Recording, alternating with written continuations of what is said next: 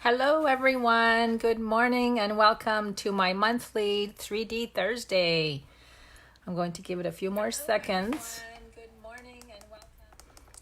Give it a few more seconds for everyone to join me this morning. A few announcements before I get started. We are in the bonus days for the month of July. For every $50 you place, you get a $5 coupon that will be emailed to you so you can use in the month of August. Extra, this is our recruiting promotion. Anybody that wants to join to save 20% on all your purchases, you get to pick $155 worth of products and pay only $99 plus free shipping. And this is the link to join my team. Hostess code for July. Make sure you enter this code in the hostess code box when you check out of the online store. And you'll earn some free products from me for a $50 order. And lastly, my door prize for the month of July will be the perfectly paired stamp set. Anybody that places an order with me in person, online, or by email, you'll be entered into my drawing. And that also includes all of my paper pumpkin customers. So welcome everyone. I can see you all coming on. So today I'm going to be creating a 3D pop-up box card. This is what it looks like. It has a belly band that pulls off. And then these two flaps, you just pull them on them and then you end up with a box and you can put something inside. It does fold flat for mailing. And I'm going to show you how to make that today. Let me just put it back together. Now the designer paper I'm using this morning, I'm going to use a different pattern, but it comes from the Magnolia Lane designer paper. This is the one that I use this on the one that's already made, and I'm going to be using this pattern today.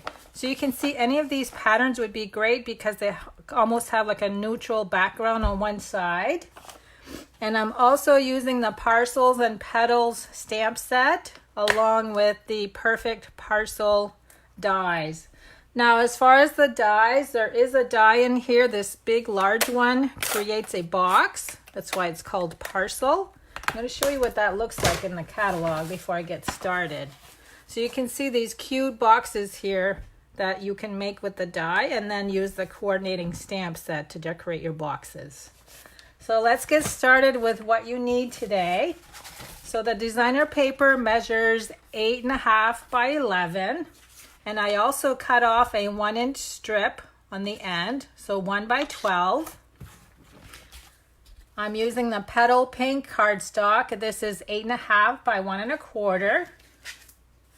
Petal Pink for the inside of the box. This is 3 3/4 by 3 3/4. Whisper White, 3 1/4 by 3 1/4. And then I have a scrap piece for stamping.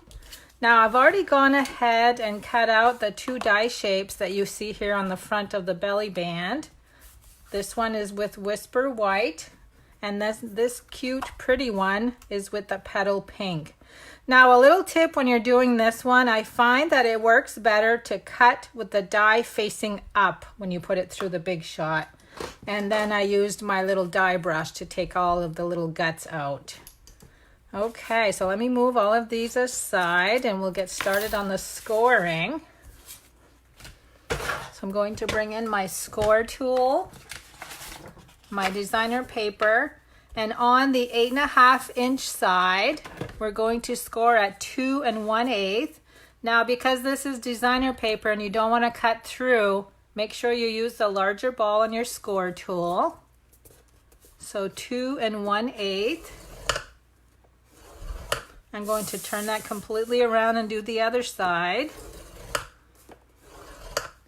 And then we're going to flip to the 11-inch side and do 1 1/4 and 3 3/8. Again on the other side, 1 1/4 and 3 3/8. Now, for those of you that have a hard time with measurements, the 3 3/8 would be number 3 and then 1, 2, 3 lines. That's all the scoring we're going to do. Now I'm going to go ahead and fold on the score lines.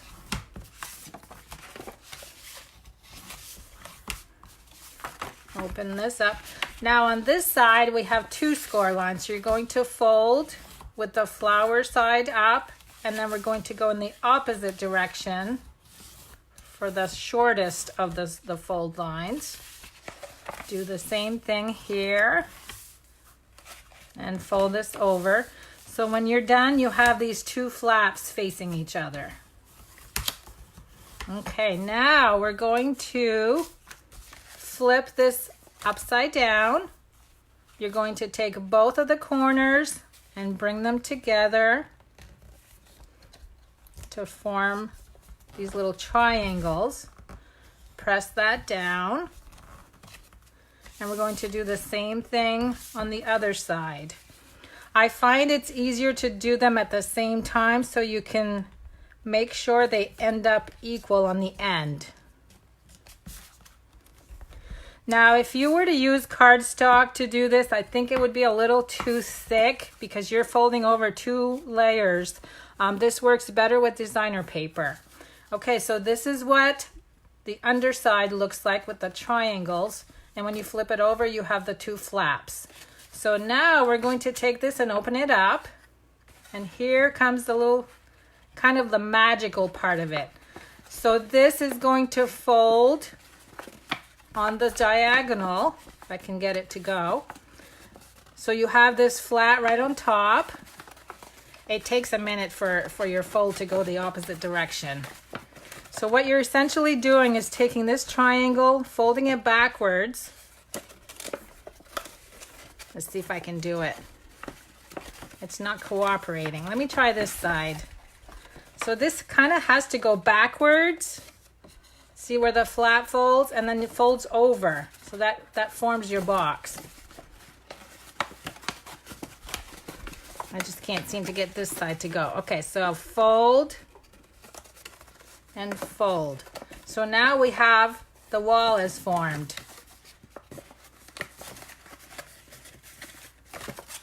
It's easier if I do it this way. There we go.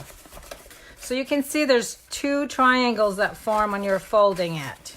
And then when you fold this side over, it holds it in place.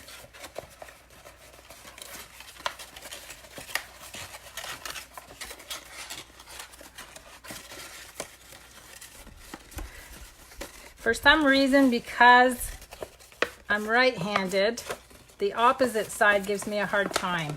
There we go. So you just have to keep playing with the folds until they fold over. So again, you got the 2 triangles, the 2 flaps, and then you fold this one over to hold it in place. So there's your box, and then what happens is you bring this towards the center and it folds flat. And then I usually take my bone folder and just press everything down. Now, one thing that I do, I don't like that shows where you folded, so I actually just go underneath and trim that at an angle like this. So it's underneath and you can't see it, but it does show a little bit when you fold everything over. See, so now everything's cut off and it doesn't show. So let's do the other side. Okay, so now we have some nice, neat folds and no paper is showing. Now we're going to go ahead and do the inside.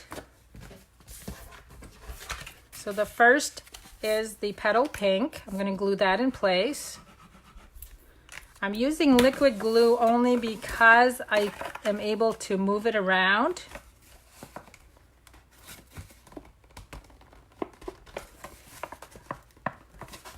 Hold on, I can't see with the camera in front of my face. There we go. I think I got it. Nope. Okay, there's my inside piece. Now we're going to use this one and do the stamping. And I'm using Mossy Meadow and Petal Pink for inks.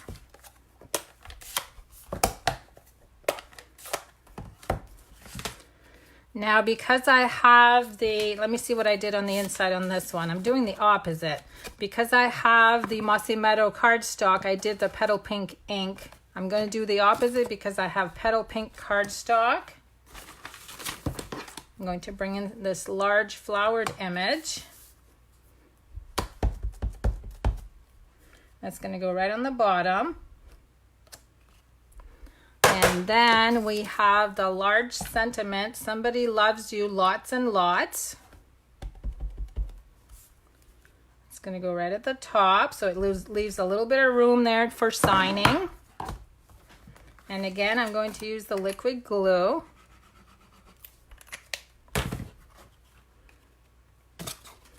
And add that to the center. Whoops. Okay, there's the inside of my box. Now we're going to go ahead and create the belly band. I'm going to do the stamping first because I'm going to need the Big Shot. And I'm using this little label shape. So let me bring in my Big Shot machine.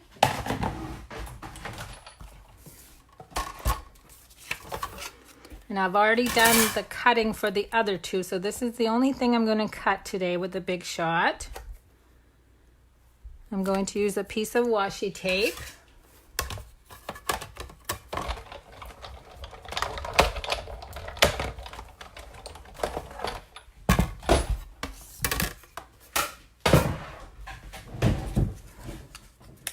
So there's my little label, isn't that cute? Now I'm going to bring in my little glue. I use a sponge. You've seen me do this before. I'm just going to add some liquid glue to a scrap piece of paper. And I've got this sponge that I keep in a plastic container. It just makes it easier to add glue to the die. And that's going to fit right on top of this white layer. Just like that. And then we need stamping dimensionals. I'm going to use a little scrap piece here.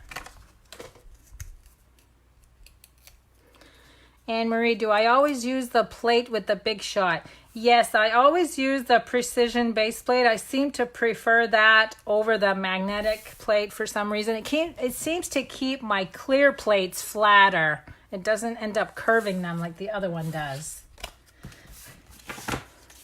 Okay, I'm going to go ahead and glue the designer paper. It's going to be a little bit longer, and I want the opposite pattern to the outside of the box.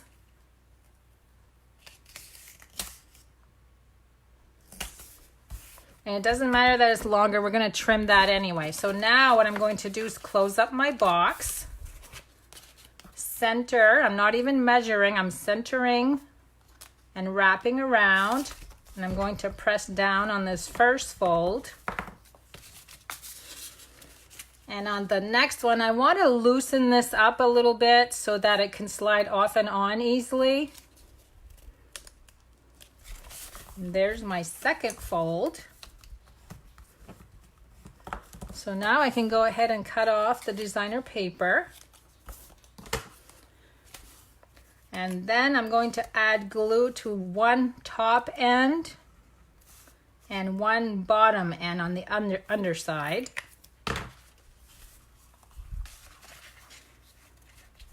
And glue them together. So now this is loose enough so that if you add a gift card or something else on the inside, it's loose enough that it'll work when you want to slide it off and on. The last step is to add adhesive to this part. And I'm going to glue that right in the center, and I'm using the seam here to guide myself. And that is the belly band. So how easy was that? So the hardest part is to get the folds to fold back. So just make sure that it looks like this when you're folding back. It's triangular with the small portion of the flap. And then let me open this up so I can show you the inside of the box. And then this is what it looks like when it's nice and flat and ready for mailing. So I hope you enjoyed my project for today. This is the 3D pop-up card fold or box card fold. And I will be back here next Friday with my Friday Folds class. So enjoy the rest of your week, everyone, and thanks so much for stopping in to visit with me today. See you later.